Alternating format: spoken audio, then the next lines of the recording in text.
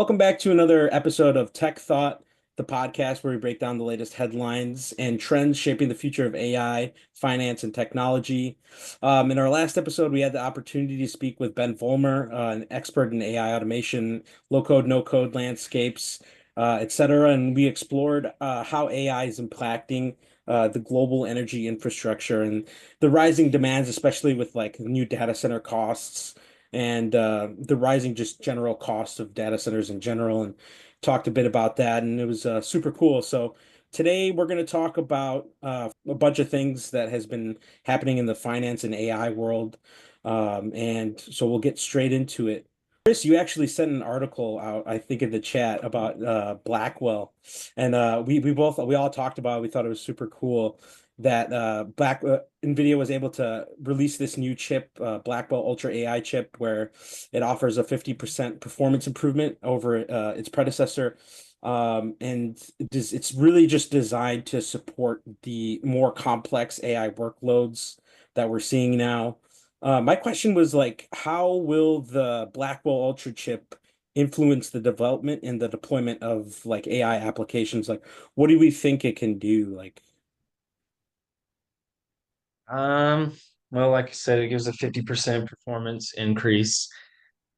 I think, first off, I think that's just a massive bump from what we're mm, used to seeing on just a regular, you think of technology in general.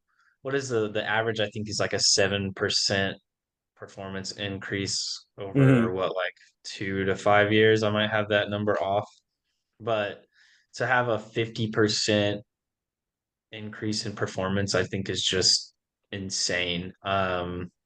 I think Nvidia being at kind of the center of I mean, you think of like the AI boom, the crypto boom, all of this stuff that really hmm kicked Nvidia. You saw what was the stock value of it went skyrocketing, what, in like 2019, 2020? Oh yeah, that did it Um, did take a big I don't remember exactly, but I know what you're talking about. Yeah, went pretty yeah, high for sure. so I think you kind of heard recently they were having a lull. The other companies were, I guess, catching up, and then they come out with this. And I mean, it's just provided such a heavy boost to not just their own processing capabilities, but kind of the foundation and what these companies can build on for their hmm infrastructure. I mean, we talked, like you said last week, about all these like hyperscalers and data centers. I think when you get into, we're hitting this crazy boom in AI capabilities, use cases, everything, right? AI is such a broad term. Um, I think it's always, I think as we kind of get into this AI world, it's important to break it down into kind of the use cases more so for AI. So AI, I mean, we know it can be used for basically anything, right? Um, I was actually having a conversation recently. I think Sahib, didn't you go to like a hackathon recently? Yes, I did. Um, so I was talking to someone recently about there's a company, I can't remember what company it was, but they held something similar to that. They Hmm. basically hired a bunch of people to come in and try to basically get through anything they could, try to hack their way through things. Um, and they recorded all of their actions live as like data points of how people would approach getting through their system, even if they Wow. weren't able to successfully get through. Right. And they used all of that to train a model, um, in addition to like your typical data. They use that to literally train the model to recognize these kinds of things immediately, like very quickly. So they used it kind of in a different sense of typical hackathons, from my understanding. I mean, I've never been to one. I know the general purpose. But like if somebody's successful in getting through your system, the whole point of that is so that they can identify it and build out on that, right? That specific thing. That's kind of the whole point of a hackathon, right? To Uh, some well, degree. it depends. I mean, the hackathon I went to was more of like kind of like a hacking together of development to basically showcase a specific how AI can help these nonprofits for a specific use case that they had. And so we had like 2 months to put together this like AI development. Um, Ours personally was like a chatbot that could then take the session data from users' interactions and then create like an analysis on all of that and do targeted campaigning for donors and volunteer opportunities and things like that. So Okay. there are like two Yeah. different types of hackathons. One's purely Okay. I guess just for hacking, and then one Mm, is for like actually creating Building. like a development Yeah. um Well, this one was project. specifically for collecting data on people trying to hack their Right. system. So it wasn't, wow. but typically you just look at how, like, this person made it through. How did they make it through? Okay, we know to build out that part of the system. This is, we had 50 people try to hack through the system. They took X amount of different approaches. These got further than these. And then they're able to just take all of that data and train their system on recognizing it, right? And so I think you'll see, and we'll talk more about kind of security stuff today, but something like this Blackwell chip, I mean, you think of the hyperscalers and what they'll be able to do with this. I wish I had some of this data a little bit more ready to go, but I was researching kind of hyperscalers recently on how much money they make on Mhm. um like crypto mining, Hmm. Okay. and it's an insane amount of money, like an absolutely insane amount of money. So you think of like how these hyperscalers can leverage a chip like this for crypto mining Yeah. or Yeah. data centers for you think you can use more Like, data, you can mhm. leverage more data through something like this and out in a more efficient in a more efficient manner, right? So like you think of Chat GPT, and this could be a good example, bad example, I'm not sure here, but you think of Chat GPT and how much data it's able to access, how long it takes to respond, Mhm. its ability for like natural language. Um, when you get to something like this, it can recognize more data, it can identify more nuances, and it can adjust rapidly. So I think you'll see this used in a lot of ways. I think it's gonna really, really, really make a lot of these other companies' technology not completely obsolete, but you'll see such an explosion of this. It's just gonna be hard to build on. So I'm curious to Mhm. see kind of where they go with it, where companies take it. I think Mhm. it's going to be incredibly complex, and it's going to create more of a skill gap than there already is with AI. I think just the ability to enable more in-depth systems Mhm. is going to create larger skill gap. We'll see how it kind of. I think anything AI related right now is it's new, right? I mean, it's not to the level that it's at right now is new. Yeah. 2015, you had to be really deep in the tech world to really understand what AI is. I mean, I know that it's been a technology since I think Ben, when we talked to him last week, he was even talking about like the 60s or something.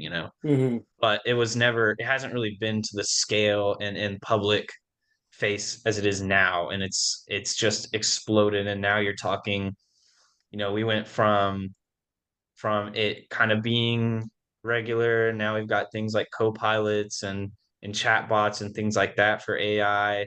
And you're starting to get into LLMs and stuff like that. But something like this Blackwell Ultra chip is just going to create. I mean, you think of a 50% performance boost. I mean, Mhm. that's Insane. a 50% boost in capacity and everything all around, right? Like Mhm. any industry that touches it, any technology that touches it. So if you're not familiar with how to use how like the value of AI, um, and even like I always tell people to start using ChatGPT so you understand how something like this works. Hmm. Um, I think it's very important for people to understand what that capacity is going to bring. Yeah. And I know you guys are more familiar with the hardware side of it than I am. I'm more of like the purpose side. I don't understand exactly how, when I was reading on all of it, there's like, I'm not a big chip guy, I'm not Yeah. super wise in that. So I'd have to defer to like Sahib for that kind of thing. Yeah, I mean the thing is that sure, Blackwell Ultra offers what 1.5 times performance of their original Blackwell, Hmm. but increased power performance is all good and well, but the issue still remains is that energy is a scarce resource right now, especially with all of these data sources. What Data am I centers. building Yeah. something? Uh, data centers with all these data centers coming out, and they're building. And the amount of energy it takes to kind of run these models. Uh, does this chip offer better performance? Does it take less power?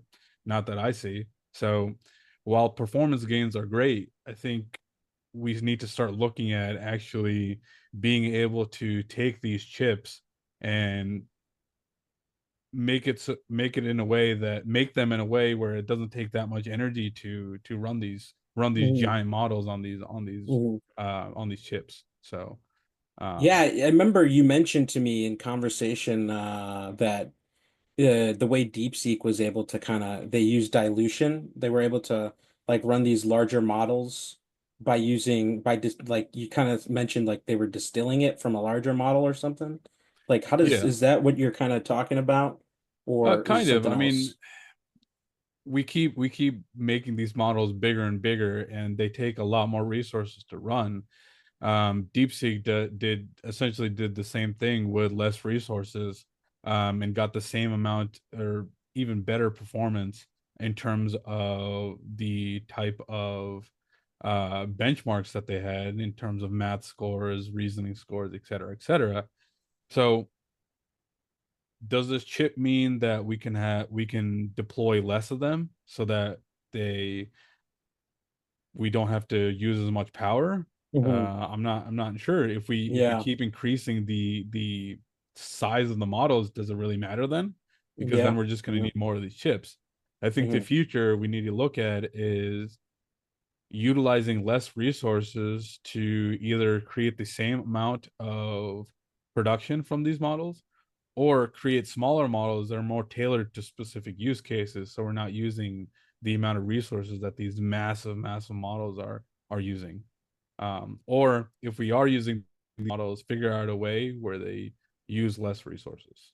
Gotcha. Yeah, I think it's all about optimization. A great example to me would be like cars, right? Automobiles over the years is you go more and more and more power up to like V8s and stuff like that. And in where they're a lot more powerful, a lot of them are less efficient. And so then we've kind of pivoted to hybrid engines that are just as powerful, but now they're more efficient, and Mm. then you kind of move on to, I guess, electric vehicles, which is a whole different argument. But I think hybrid powertrain versus like a typical internal combustion engine is a great way to kind of look at that. If you're more familiar with a car and its evolution, Mhm. it's just the same thing here is yeah, we have this crazy more powerful chip, but yeah, is it scalable, or is it going to eat so much energy that it's just not worth it? And I think Yeah. that's what I like that England is doing, or the UK is doing their build baby build thing with the nuclear.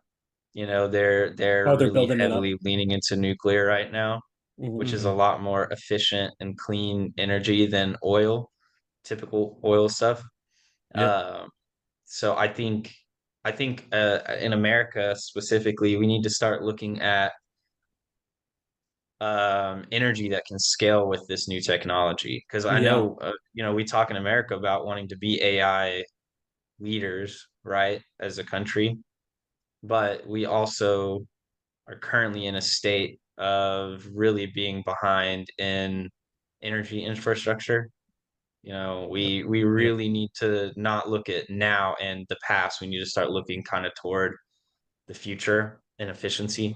So I think it's definitely going to be an optimization thing. I think these giant chips like this are going to have a lot of concerns around energy consumption, kind of the economic implications, ethical safety kind of concerns. So I think Right. on a base level, Even the we got reports of the 5090s where they were big and over the 4090s, and they didn't offer that much improvements, but because they were using so much energy, the Nvidia didn't take into account the PCI connectors, and so the PCI connectors were actually melting on the Oh wow. motherboards.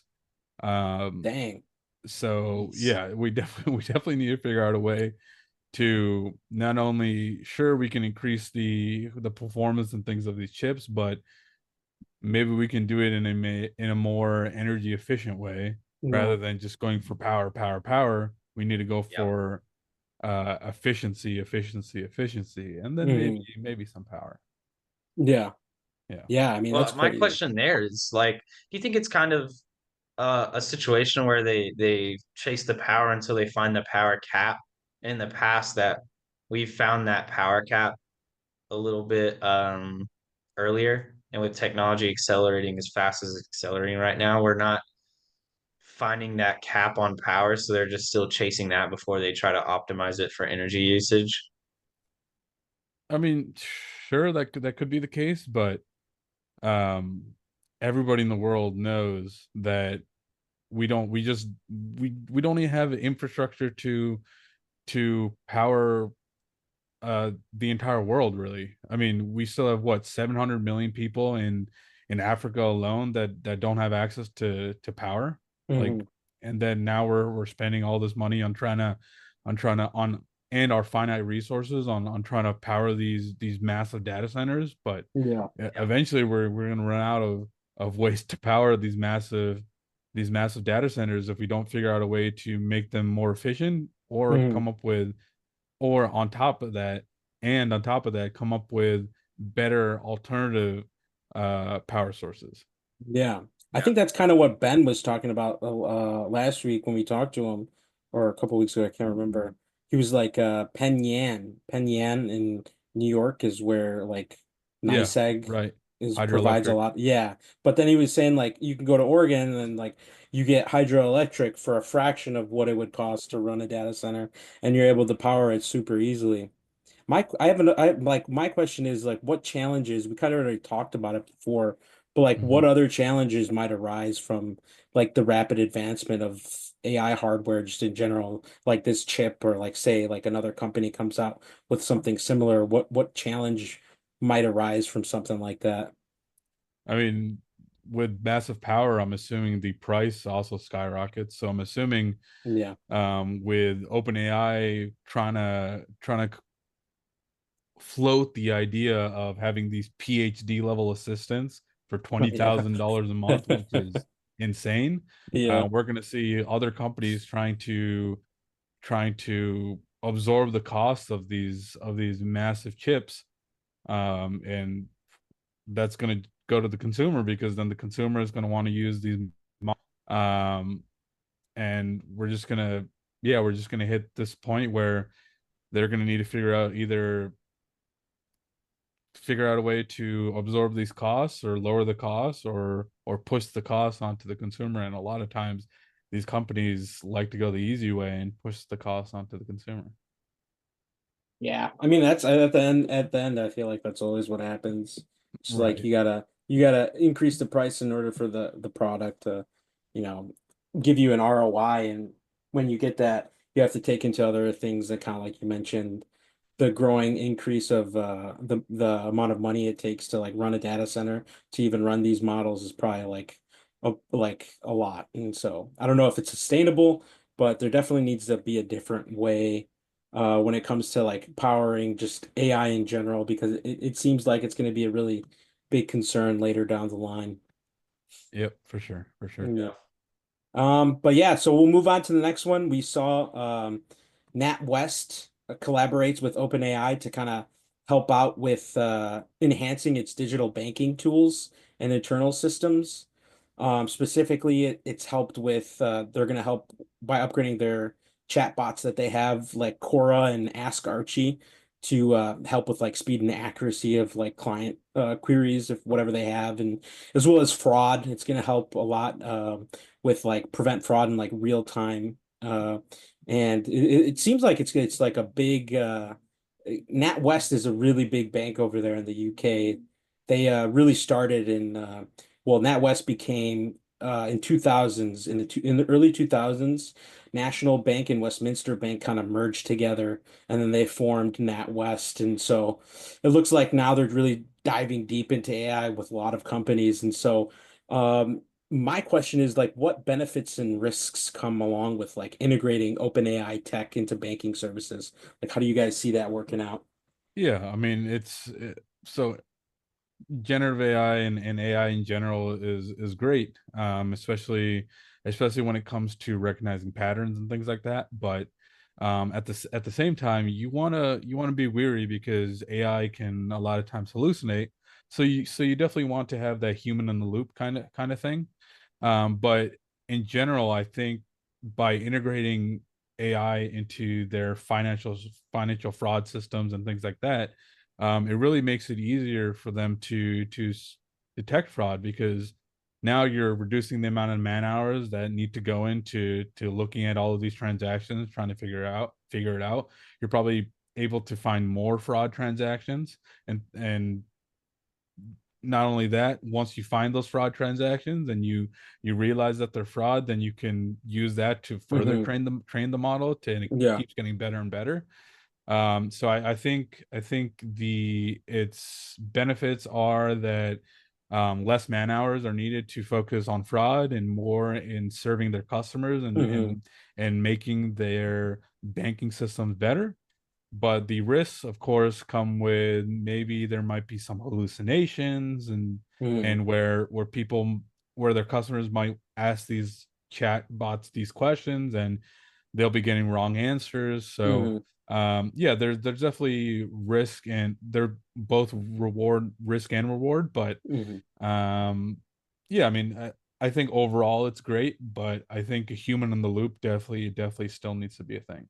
Yeah, kind of like a mediator, almost looking at everything, just making sure everything's Right. good. I know specifically in fraud, there's typically like an officer, like a bank secrecy officer or something Hmm. that manages the fraud mitigation at the bank and whatnot. And so there's typically like a third, there's another person involved into that. So I'm curious to see how this kind of develops, how OpenAI develops this one, the partnership, and then their technology. I wonder what it's going to use. But their stock price went up after the news, so Yeah. well, that's good news. It's good news. Yeah. I mean, I'm sure it'll be easier for them to kind of handle these fraud claims. Like they'll probably implement some sort of um kind of base value where Mhm. if it's this amount of money, the AI can just automatically accept these fraud alert Yeah. requests or Yeah, whatever yeah. Yeah, they're called from red customers. flags. Yeah, red Yep. flag indicators. They're typically like a bank, what they'll do, like when they do like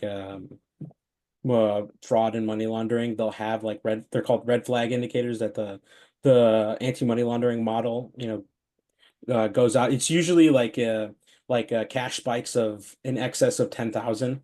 And Yeah. so like that account will have, or that transaction will have like a red flag on it. And then there'll Hmm. be like some due diligence on the account that an Right. officer or like anybody like a reviewer of some kind that Hmm. reviews the fraud and just makes sure that everything is okay. There's like it's called due diligence, and then CDD, EDD. They have like typically the banks, they have the whole process laid out in their operating procedures, and then somebody looks at it and then like they're like, okay, yeah, this was right. This person had an excess of 10,000 because they were laundering money for the cartel or something. Yeah, dude, it was cool. There was actually one of my managers, there was a manager that I worked with. previously. They were they're working at EY, Yeah. and they were on site at I don't know, I want to say like some country in Asia.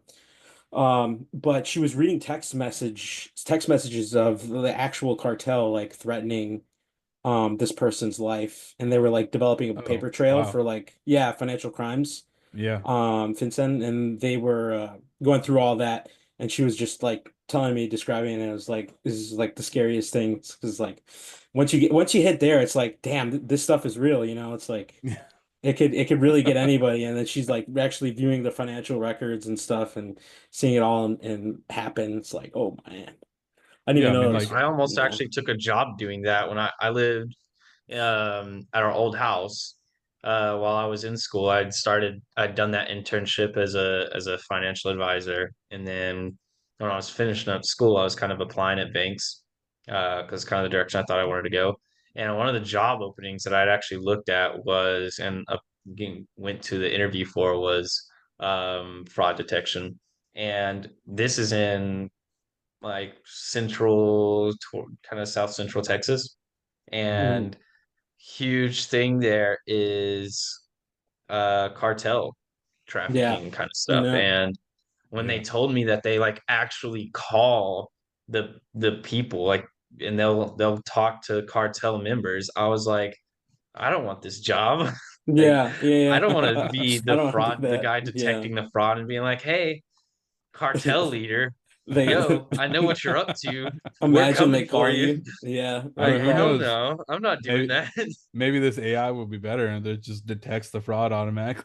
And yeah, so Yeah, maybe. that's what they I was don't need actually gonna a say. Like, I wonder if that's kind of one of those things, because as someone that would be looking at that job, I'm like, I don't want to. I feel like I'm putting myself or my family in a position that like it's not guaranteed and it's probably not likely to happen. And I'm like, I don't want to be Yeah, yeah. anywhere near this. I yeah, don't that's want to be true. murdered, please. Yeah, Yeah. So What you got to yeah. do, So you got to get that fraud AI model, or the one API, the OpenAI is helping NatWest develop, and then yeah, you got to go to Boston Dynamics, and then you got to create the next RoboCop the so that it can yeah, humanoid actually robot. just it'll go shows up out. to the cartel. Like I could just Like, imagine it walking up in the desert. You got to that'd throw be like a crazy. cowboy hat on it. Yeah. It walks up and is like, "You've been detected for Yeah, fraud." yeah, that'd be crazy.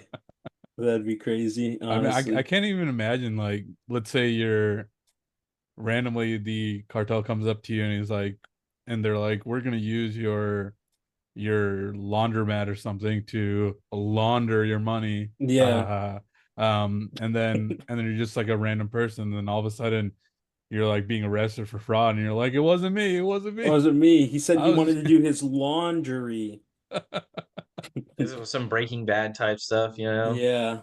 I mean um that's the one of the best places to do it. I mean, you typically see a lot of laundromat because it's a very cash heavy business. So like when you report it, it's like seems legit, but you could be like cleaning little money at a certain amount of time. But if anything over 10,000, it has to be filed. A CTR has to be filed Yep. with the gotcha. bank. So like that's just like a just to help build it paper trail no matter what. So Hmm. like you'll see a lot of people like one of the directors actually he told me about a story about him working in Miami, and he was like reviewing CTRs and SARs and all that stuff. Yeah, Basically what that is, CTR is like currency transaction report. Like gotcha. I said, yeah, that's what it stands for. And the SAR is a suspicious activity report. So that's what when a bank fills out or and reports potential like fraud activity of an account to FinCEN. That's what they do it for. But yeah, he was just reviewing like CTRs and SARs in Miami, and he was saying, yeah, like people would send their family like money to Cuba all the time, like just loads of money to Cuba. So that made sense, you know. Yeah. It's a big use case that they sell like cryptocurrency on. It's like Oh yeah. there's no third party review. Like, what's that company that people send money through all the time? Western Union. Yeah, Oh Western It's like yeah, a Union. huge Yeah. fee, the you clearinghouse, know? yeah. So yeah, like they use like the cryptocurrencies, like, oh, if you need to send money to your family, say Cuba, for instance, like, oh yeah, they can just take the cryptocurrency. It's kind of funny to hear the stories of because it's like imagine being in like Colombia or Cuba and you've got like, oh, I've Mm. got X Bitcoin, let me buy some tomatoes. Yeah. Speaking of that, I remember when Bitcoin first came out. I think somebody used it to 20,000 Bitcoin to buy like three pizzas or something. Well, that's so When crazy. Bitcoin was like really really cheap, Yeah. that guy must be like An hitting idiot. himself in the face. Could you Yeah, imagine? Oh my God. What's Bitcoin at right now? And you by guys like Isn't it check? like 80. around 100K or something? Dude, imagine. Oh my gosh. Dude, That's I so crazy. remember a few years ago when it was at 20K, and I was like, that's insane. It'll totally drop. There's no reason for Yeah, Bitcoin to be at Yeah. 20,000. it's not And gonna then a go couple higher. years ago, it was at 60. I'm like, oh my God. And Yeah. it's always like so expensive that you're like, there's no way it'll keep going up. There's no way it'll keep going up. If it's like at $100,000 right now, oh my God, I I can't mean, it's imagine. Because crazy. Yeah. It's crazy because like that stuff's not even backed by anything. It's just like I know that's what I'm saying. one Like, day it could just like drop and you're just like screwed because you put your yeah, entire life savings into Yeah. Bitcoin. yeah. Like, look, I love blockchain technology, and I like to kind of watch cryptocurrency because it's interesting. Yeah. But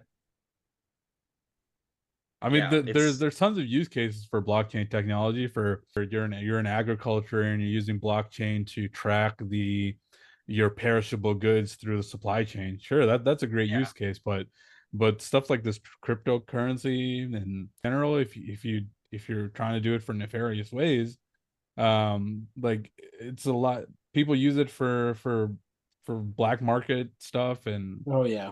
Silk I Road know type I stuff. do. you Dude, know this is being recorded, right? Oh, you're on we'll cut that video. out. We'll cut that out. Dude, have you seen, speaking of black market, have you seen that there's like a documentary on the Silk Road? Have you guys heard like Uh, the anyways, it's super like supposedly there was this you mentioned black market and I just thought of the Silk Road.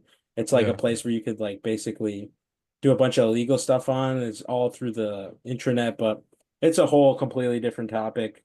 I just thought it'd be When you Yeah, I say mean cool. those Silk are Road, I definitely do not think of that. I think like way back in the day, like the Silk Road. spice routes This, yeah, exactly. from The Oh, spice India routes, dang, to the okay. China. original trading routes. Yeah, yeah. Yeah, it's called so yeah, that's the OG Silk Road.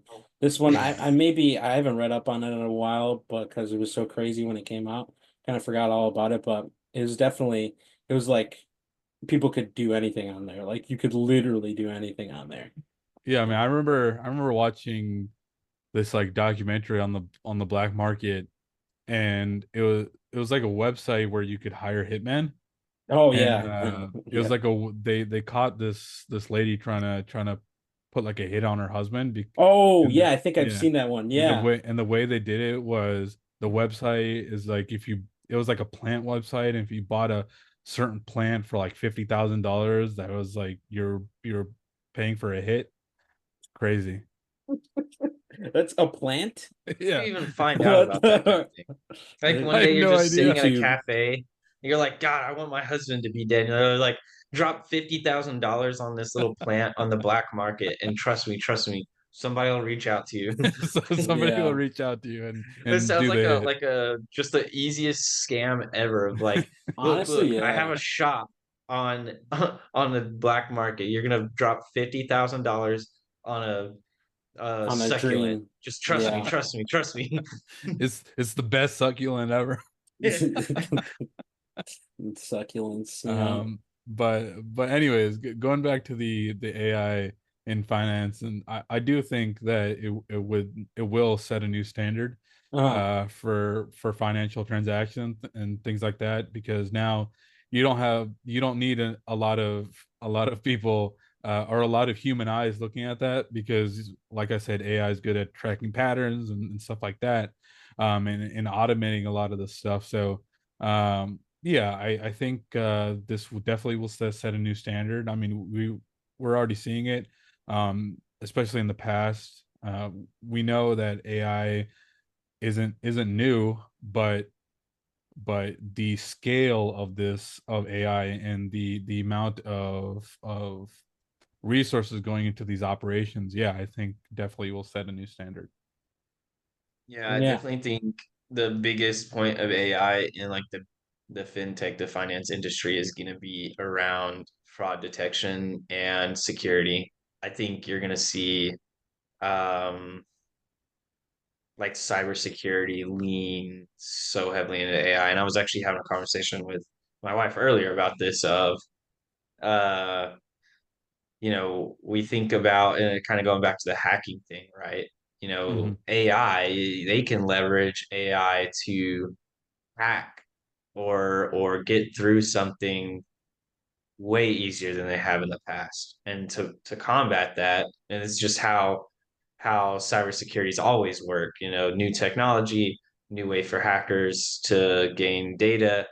Um, you know, Now we have to create our own way to combat that. And I think AI being used now by hackers, it's like tenfold, like it's 10 times easier for them to get through modern systems. So Right. you kind of have to have you have to implement AI into your cybersecurity in some way. So I definitely think fraud detection, data privacy and security is going to be way more enhanced by AI. So I think if you hear that your bank is investing in AI, you should feel a lot more comfortable. Right. Right. So Aidan, what's this I hear about Yahoo and AI? Mm. Yahoo and AI. So they got the well they had the CEO Jim Lanzoni. He was kind of like he was working with Ask Jeeves before. Their share price was like less than $1. And Yeah. I've never heard of that company, but apparently It's an like old company. You're yeah, it you're young. sounds You're Who? young. yeah, okay. Who? Yeah, I don't Ask?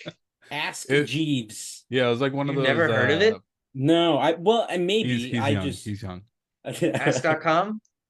Oh, is Never that heard of ask.com? ask.com? Think so, right? I don't know if it was Ask.com, but Ask Jeeves was basically just like another search tool you could use.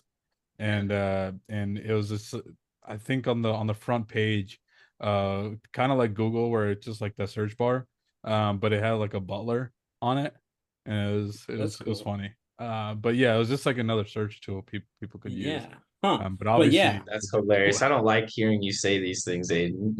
just It's making But you feel crazy. old. Dude, I had I'm no not old, idea. all right? Well, no, I'm you're not like ready to do that. you're younger than me, I think. No, Yeah, how old he's are you?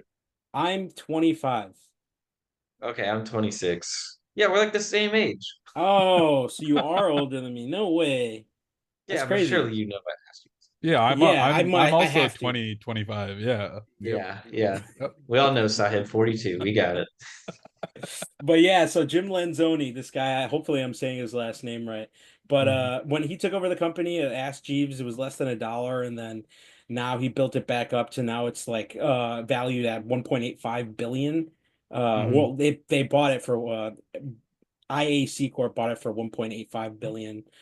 So he had a pretty good resume. I think Yahoo saw that, and now they're very pivoting heavy into AI, where it's gonna help power their content customization across like Yahoo News, finance, and email sources. I think we're seeing like a lot of that too. Like I would go on Facebook and I'm able to like look at a video, and then I see Mhm. like Meta AI is able to now like it's able to like give you a synopsis of whatever character is on screen. Like for example, I was watching an Assassin's Creed video, and Mhm. it was of the character, and then one of the I see the Meta AI kind of on the bottom, Llama 3.4, I think, one of the llamas, and it's their Yep. model that they use to basically it was able to synthesize all of the information, like the motives of the character, like what the character wants, what's its goals, in like Yeah. seconds. And then you're able to just find out all this information. It's like, oh, okay, now I could watch this video with context. That's And Mhm. cool. for a person who doesn't like know anything about the video game or anything, it's like, wow, it's a game changer if you're interested in that. But I thought, That's Yeah. cool. that's definitely the future. And I think Yahoo understands like AI, just like Yahoo acquiring different AI startups just to stay competitive is super important. But Mhm. like, do you think can AI help older platforms like Yahoo remain relevant, like with news, finance, and whatnot? Do you guys think? Yeah, I mean, I think it's important for these platforms because AI is so big and booming, and I think if they don't use AI and start implementing AI, they're gonna fall further and further behind. Yeah. We can see that when we, I mean, of course, it's not like a software or anything around AI, but if we can look at BlackBerry, right? So BlackBerry, um, they had the phones with the physical keyboards, et cetera, et cetera. But once these other phones started coming out with the virtual keyboards, BlackBerry was just like, we're just gonna keep doing physical keyboards. And where's BlackBerry now? Nowhere to be seen, right? Yeah. So I Memory. think, yeah, distant memory, uh, Hmm. a fond memory, Yeah, That's I fun. remember Yeah, those uh, exactly. Yeah. Oh Blackberries. yeah, the BlackBerry Dude, I keyboard. felt so cool when I had that keyboard. It was the best. Sorry, yeah, go ahead. but yeah, so I can definitely think that AI will help these platforms remain relevant. It can help curate the content that they have on their website. It can help edit the website, stuff like Yeah, that. So they focus, so they have less man hours on figuring out how to essentially put the content on their website. They could focus on actually creating the content, working on strategy, on other things to add to their platforms and stuff like that. And AI can really take the underlying load of all of the repetitive tasks that their employees were doing. Now AI can handle that, and then they can focus on more important things. yeah, yeah. I mean, even synthesizing like finance news, like that would be Yeah, crazy if you yeah, can have, pulling it all together, doing like yeah, scraping. Yeah, that would for sure. be like super helpful for anybody that's trying to get a foot. Because I know a lot of people who like a lot of investors, like just normal people, like guys like me and you that just like, just look at the news and just want something that's all aggregated into one place would be super helpful. I mean, Hmm. just like stock prices and whatnot. But like, what does it take? What do you guys think it takes to like successfully integrate AI across like legacy platforms like this? Seeing as that you guys have experience, integrating, Power BI platform, or is that Power Platforms? Am I saying it right? Our Yeah, platform, but there's yeah. Yeah. Power Platforms, Azure, Okay. stuff like Azure that. AI services, those kinds of Hmm. things. Yeah, I think a big thing. I mean, my company RSM, one big thing they do is before implementing like a cloud system, like they're like a Microsoft ERP system or a CRM system, they first bring in our MIS team, which is our managed infrastructure team, to first kind of do an assessment to see if the company can even handle these cloud systems, the amount of data that needs to go through the internet to the internet and things like that. So they kind of do like a infrastructure check, and then if the infrastructure needs to be updated, they kind of help with that, things like that. So I think when it comes to successfully integrating AI into these systems, these platforms need to look at their whole value chain holistically and see, um, can my actual infrastructure, my data centers, my servers, can they handle the increased load of this AI system that's constantly running to kind of do all these transactions and stuff like that? Can it handle it? Then you also need to figure out, like, hey, are these business processes really good, or am I just trying to integrate AI into them, just to integrate it? Because AI can't fix bad business processes. It can, if you just like bad data, if you put bad data into AI, you Yeah. get bad AI. Hmm. So really they need to look at their entire system and their entire,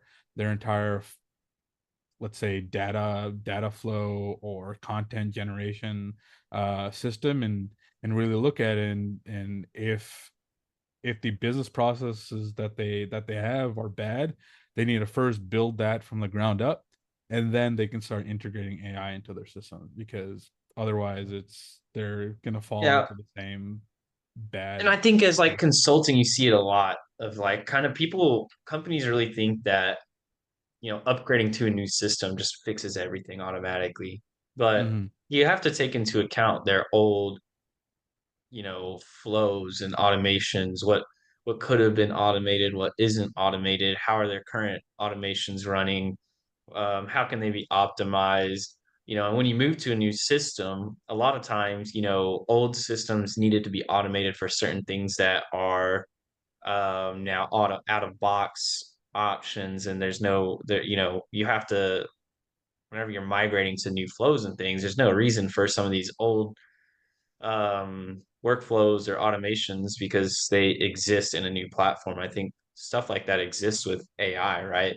Just saying, Right. oh, we're integrating AI. Again, we kind of go back to what we touched on earlier of AI right now is used in such a vague term everywhere that these companies can just say, we've integrated AI, look how modern we are.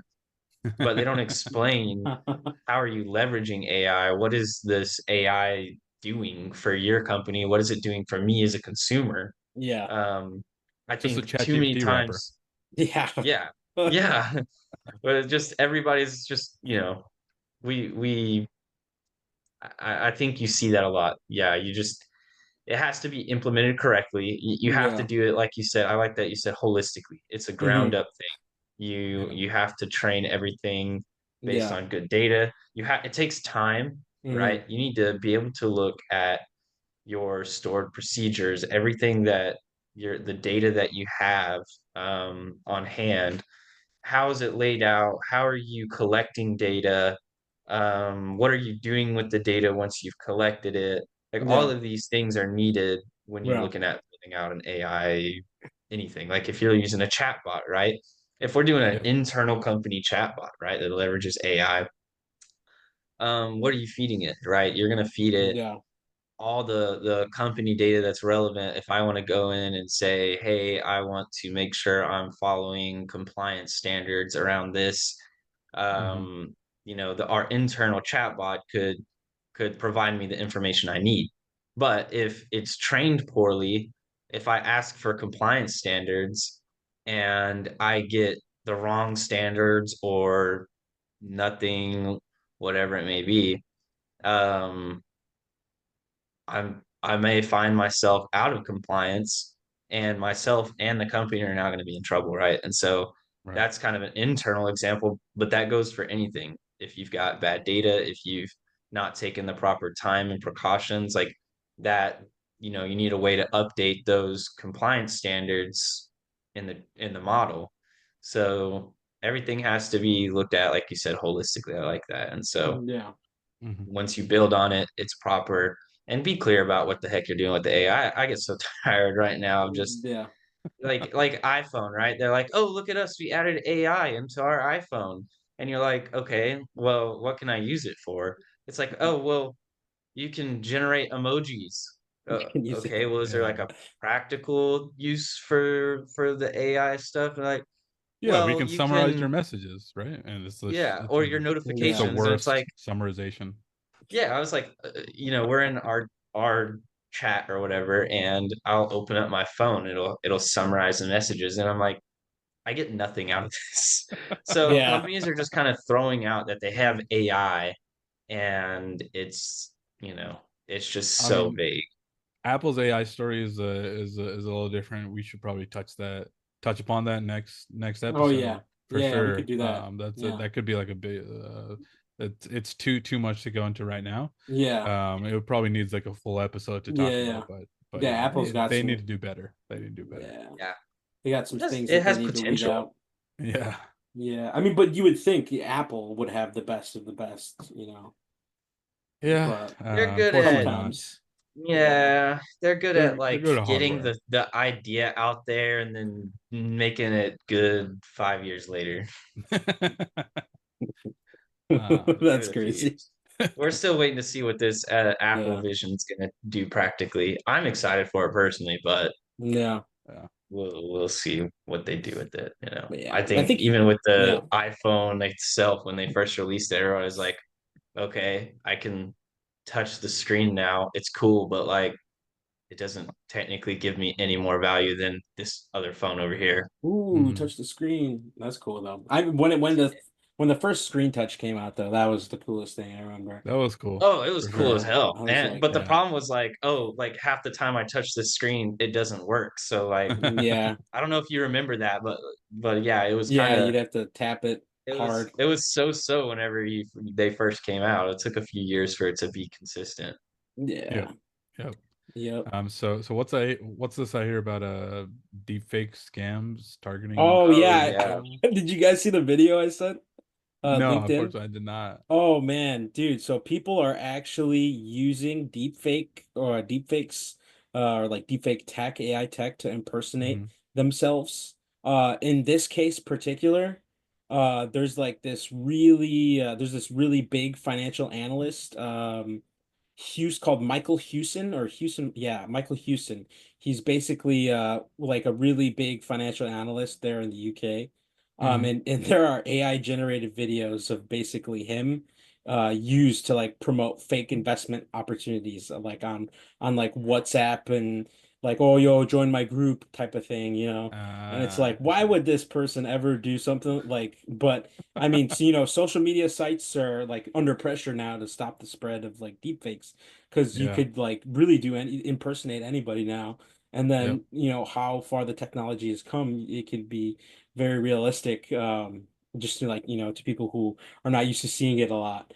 Yeah. But yeah, like how can we safeguard from, how do you guys think we could safeguard from like the public from deepfake driven scams? I mean, unfortunately, just people have to people have to start being vigilant and saying things like, I don't know, if I'm sponsoring something, or if I'm saying something, it's going to be on this account only. Um, or say stuff like, I'm never going to sponsor anything. So if you see a video of me sponsoring something, I mean, I'm not the one doing it. Yeah, Or these platforms are just going to have to try figuring out, like, have AI look at every single video and try to yeah, find these deep fakes. I mean, I don't know a lot about deepfake technology, hmm, because I've never tried to make deepfake technology. yeah, So Sure. yeah, I don't know. sure.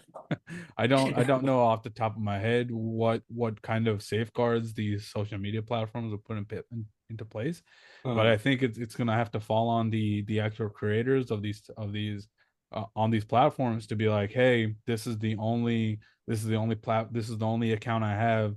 If you're seeing videos on a different account, cross check with this account, and if that video is not here, then it's not me.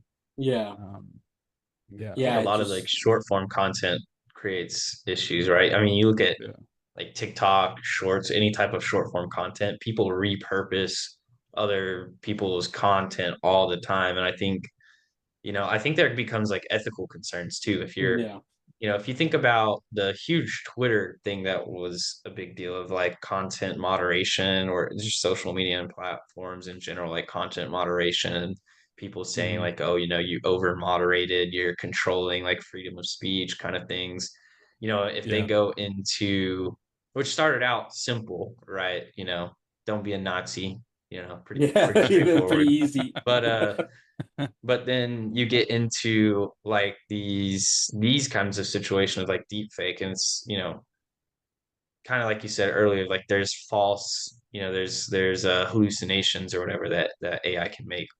yep, So how do we make sure that it's removing content that's truly deep fake, and we don't allow it to get mishandled to the point where we're removing things that people are saying, or that maybe a company doesn't want to be said, or something Yeah, along those lines of they could automatically set these things up to be removed as well. So I think, right, to me personally, deepfake technology is kind of the scariest side of AI. yeah, I'm not a big fan of deepfake. I don't really see a lot of benefits of deepfake technology, to yeah. be honest with you. other than um memes, probably. Well, I mean, yeah, and I mean, even then though, it's just kind of a slippery slope, and I That's don't true, yeah, because I'm you're using somebody's likeness if you're doing yeah. like, I mean, I so can kind of that's, see something like deepfake technology helping, where, let's say, unfortunately your loved one passed away and they sent you a letter, and oh yeah, you something like want that, to have yeah, like a video of them reading the letter to you or something like that. I can see something like that Yeah, helping, even then.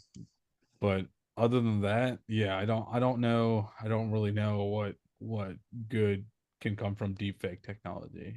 Yeah, I mean, I get like, okay, we have motion capture and maybe they want to use that for like films, I guess. They Oh could do yeah. deep fake for that, but I'm not a fan personally of deep fake technology. I definitely think there needs to be some way to flag um either accounts or like if you're using deepfake technology, I think there just needs to be a tag or there's something that on Twitter, X, whatever you want to call it, they use like community notes. I Yeah. think there needs to be some type of like community flagging almost for things Mm, like this. That way yep. people do know. And like I know like I'll watch YouTube shorts and every once in a while there will be something that pops up and blocks the thing and it's like, oh, this has been flagged for XYZ. Do you still want to watch it? I feel Yeah. like for a deep fake, they should have that where it's like, hey, this has been flagged as a deep fake, Right. Or watch this it at or Yeah. your this own account risk. is Something. known Yeah. or this account is known to use deepfakes or something. Yeah, Yeah. something like that. Something. I mean, when I think of deep fakes and like, scams, yeah, I feel kind of nervous like for the older generation where they're not able to pick up on those kind of things. Yep. And like, oh man, like if they fall for something like that, that'd be horrible. I mean, you I get a lot mean, of people. even I mean, Yeah. I'm 29. Like even something on LinkedIn, like people post like, "Oh, which one's real?" Like, I don't know. It's Mm. Yeah. So so good. well done Yeah. that you really need to like focus and be like, "Oh, is there some weird tick? Is there some weird Yeah. artifacting on the video?" And half the time there isn't, and you can't really tell unless you're being like super nitpicky or something Yeah. like that. They're getting so well done. It's crazy. The Except for crazy part to interviews. me is Yeah. like even Mm. YouTube, they had this advertisement running for a while that Mhm. was literally a deep fake ad. And the only way most people could tell is because it said one or two words incorrectly, like it pronounced it incorrectly. But you would have to have watched past like the 15-second skip thing, right? Like, Yeah. oh, I'm doing something, I'm washing my hands or something, and I've got it sitting there. And like 17 seconds in, it says something that you're like, hmm. Mm. Um, Yep. so, like I think it's crazy that a company like YouTube, which is owned by Right. Google is not able to even take the time to like review something that is being advertised regularly on their platform. Yeah. So, and Yep. that was a I mean, financial advising thing as well. Like it's saying sign up for courses type thing. as long as they get money, maybe they just don't care. Yeah. Well, That's yeah, I think valid. there's no argument there. I mean, you look at Google search where it's come versus where it was, and I won't get into that right now. We can talk about it next time. Yeah, talk about it next episode. But like we kind Next of talked episode. about it. Yeah, for real. We kind of talked about it already, but like what's the responsibility that these platforms have when fighting this issue? Like, do you think it's like, oh, they just get their money and then whatever, then turn a blind eye to it, or do you think there needs to be like something in place to actually crack down on this kind of thing? Because I think it's going to be a big issue down the line as this, as AI kind of grows and gets better, as well as deepfake technology. Hmm. What do you think their responsibility is going to be for these companies? I think it's going to be, we all went to like business side of school, right? And they teach you, like social, ethical, kind of governance type things, and what is it? Like, where you can use resources over and over, or whatever. I can't think of what it says right now. Um, Sustainability. Cycle. Sorry. Oh, sustainability. So I think it's going to be one of those things that you learn in school. As people come through school, it's going to be a environmental social governance cover Mhm. thing. And I do think just as companies are responsible for that, they are responsible for this as well. I think anything ethical, your company is obligated to abide by ethical standards. And Hmm. I think in general, consumers at a large scale know what you're doing, right? Then, they know they're going to use a company that aligns with their beliefs, you know? And if Yep. you're, I mean, AI is such a hot topic right now. Mm. If you're found to be misusing it, it's gonna be you're done pretty quickly, I think. I think this is a bigger deal to people than any of those other things we've mentioned for the most part. I mean, outside of, like racial Yeah. or, like not hiring people based on those kinds of things or child labor.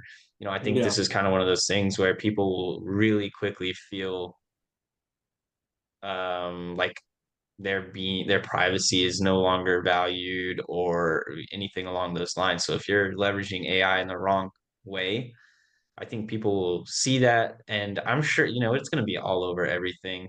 A lot of these companies get special tags and awards and all kinds of stuff for their like sustainability practices.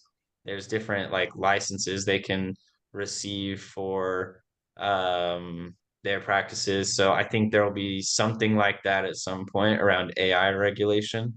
It's probably Yep. going to come down to a non-government organization, because I think all of this is just moving too fast for bureaucracy, to be Hmm. frank. I mean, Yeah. you think of technology over the last 20 years, I mean, the government, I don't think has really even caught up to regulating the internet properly, or companies that, like Google and stuff like that, that are a big focus of theirs. I don't think they understand it enough to Yeah. regulate it quickly. And the level of bureaucracy, I think a great way to visualize how slow bureaucracy is and how it impacts society is Hmm. honestly to look at kind of how rapid fire Trump's been issuing things, and people are saying like, "Oh, well, that won't be allowed. Well, that won't be allowed. Well, that won't be allowed." Well, we don't know whether it's allowed or not, and he's passing these things and getting them done, whether he knows or doesn't know that they're going to be, you know, blocked at a later date. He does understand the bureaucracy is so slow to it that it could be 2 years before it's actually stopped. I don't think, I think a lot of companies and stuff like that, they understand the same thing. They're Hmm. saying, okay, well, I understand that the bureaucracy is going to take too long, so I'm going to do as much as I can and as quick of a time as I can. And I think it's going to really come down to non-government organizations, consumers as a whole, and just kind of, I think we're at really a big point in society where we understand that, and where there's a lot of distrust in the government in general. And with the internet, everybody has access to everything. And, But there are echo chambers. how does that entity enforce that though?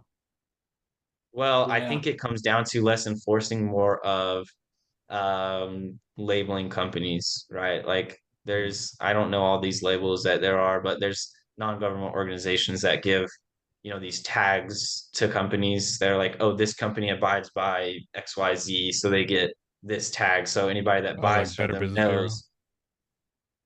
It's, kind of stuff like that. Yeah, there's companies that are responsible for like granting, they're like third party optional things. Like you don't need to have this to legally operate. But when Yeah. people are looking at companies to buy stuff from, maybe they have a sustainability thing associated with them. I can't think of what they're called off the top of my head. It's been a while since, Yeah. I did this stuff, but Yeah. I think it'll come down to like, oh, these companies abide by XYZ AI regulations. And you look at, I think there's just like look at USB-C for iPhone stuff, like even there, it's like, they use their own thing for a while. Society's kind of come to a point where they hate that, that Yeah. everything else is using USB-C. So they faced a lot of pressure, and then eventually it was regulated. And I Yeah. think that's just kind of what you'll see in any industry right now is like Mm. the kind of mass populace are gonna pressure these companies, good or bad, it happens. And the companies can choose to abide by these types of things, or they can choose not Get to. fined. And I think kind of society will decide for itself. There's always Yeah. pendulum swings, as we've seen, especially in the last 5 or 6 years. Yeah. So Yep. I think that'll be Yeah. it'll be more public. So, like, what was the most surprising AI news story of the week for you guys this week? That's a good question. It's a good question. I mean, probably the Yahoo getting into the AI space, because I know I used Yahoo for a long time, and I mean, unfortunately now I don't really use it that much. But I mean, I guess that means that they know that people aren't really using their platform as much anymore, and they need to start getting into the AI space to kind of compete with all these other players. So I think I really like that story when it came out. It really resonated with me because kind of that nostalgic Yahoo, things like that. So for me personally, I like the Yahoo story a lot. Yeah, I think for me it was the Blackwell release, to be honest. I think the Blackwell Ultra release was the most surprising. I think that seeing something I really wasn't expecting Nvidia to come out with anything really impressive, to be honest. I mean, every year it's like, oh, we've got the 4080, we've got the 3080, we got the 5080, like all these. It's like, oh yeah, it's got a 5% No. this or 10% that. So Yeah, them coming out with something that seems very targeted toward AI, which they know what people have started using their GPUs and chips and things for, right? yeah, Is yeah, is AI centric crypto mining kind of thing. So Mhm. it looks like they're leaning into that, which I'm impressed to see. I feel like with companies and stuff releasing like, oh yeah, we're using AI. I feel like we're hearing that regularly. I think with Yahoo, I will agree that I'm kind of surprised that they made the move, but I do think that it's not, it's not incredibly surprising with these companies. I think that I want to see more of what they're going to do with it. Um, yeah, and how they're going to implement it because I think Yahoo's they're not like AOL or anything like that where they've just kind of really fallen away, but they've really fallen behind like Bing Mhm. and Google. Um, Yeah, they got some work to do, kind of thing. yeah, but I do think that mhm, they've stayed at like the forefront of like finance news Yeah, over the yeah. years. I mean, I think all of us probably use them for finance news. inverse Um, Kramer. Jim yeah, Kramer, just so the opposite of what he does. The opposite of what Jim Kramer does. That's Yeah, yeah. that's what I use Yahoo for. I so mean, I yeah, I use think like Finviz. Finviz Oh is yeah, FinViz good for is me. good too. Yeah, Yeah. yeah. But I haven't used it. I think they're other company, other small companies are kind of in a era of like small digital companies, mhm, of coming up, a lot of startups and things like Yeah. that people are using, and a lot of companies like Yahoo that they're just kind of they're fighting a losing battle right now. So hmm I'll be curious to see. I Yeah. think as the younger groups come up, and people are interested in things like finance and investment, it's a lot more accessible now than it has been in the past, which yeah, means it's easier for smaller companies to develop applications, leverage these bigger companies' APIs, things like that. Um, I think it'll be interesting to see. I think yeah, everything in the next 5 years with AI is going to be sit back and watch the fireworks. hmm yeah. I mean, everything is rapidly expanding, and Yeah. all this technology is we're advancing. So who Yes, knows? sir. Next 5 years, the AI landscape might look completely different than what we think it is. I mean, Yep. people back then thought in the 2010s we'd have flying cars or something, but that's not the case. So I mean, we'll see what the future holds for these companies and AI in general. So hmm Yeah. Speaking a little bit of the future, what do you guys think is an AI trend that no one is talking about, but is like gonna might be huge in the future? Like, what's one thing you could put your finger on? I mean, I think because of the amount of resources and processing power these big models take, I think of the future, people are going to be focusing more on small language models or just smaller models in general, and tailoring them to specific use cases. hmm um, and I think that allowing users to run these smaller models locally in terms of data governance and things like that, will be huge. I know data privacy and stuff will also be talked about more and more. And so I think that the ability to run models locally, as well as utilize less resources for these small models for specific use cases, I think it will be pretty big. I mean, some people are talking about it, but people are more focused on these big models and these big use and these big and the big proprietary things that come out. But I think if we need to start looking more closely at these small language model players. Hmm. Yeah. Yeah. Yeah, I think an underrated area is the agricultural industry. I know Mm-hmm. somebody that works in the weather industry, and they were talking about like how they're starting to implement AI, and it's, so much easier to use. It's way more accurate, like way, way, way, way. He was talking about like all the different systems they've had to use in the past versus, what they're using now. Yep. Um, and he was saying the system that they're using is similar to, ChatGPT or these like internal chatbots of, you use it as an assistant. You say, oh, I see this trend, but I don't understand what's the percent chance that this happens here, and what are these two paths mean, blah blah blah. I don't know the exact stuff he was saying, but Mm-hmm. um the fact that, you don't have to take 3 hours to try to cross check all these different things. You can take 10 minutes and it's already been trained on everything, and it's like predictive analytics is just so much more advanced.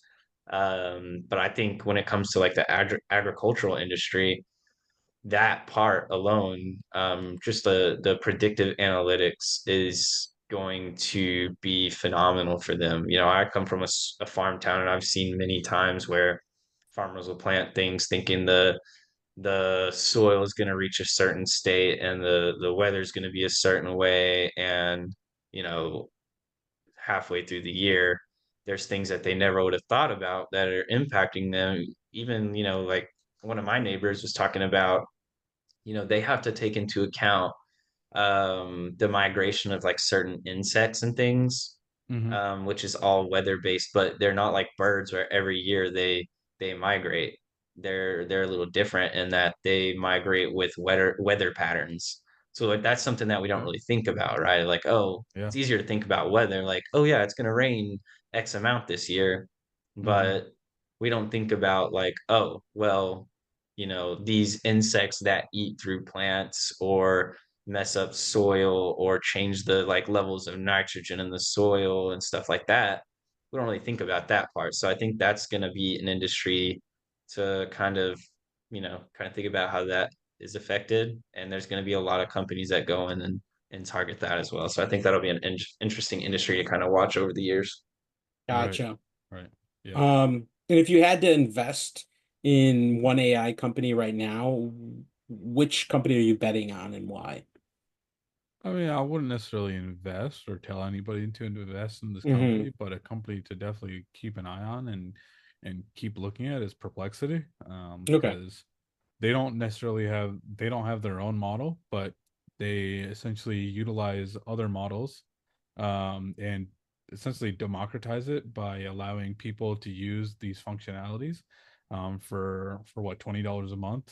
OpenAI's deep research, Perplexity essentially had their own, and they're kind of democratizing AI for a lot of users to be able to use it, because not everybody has the $200 to spend, and they're also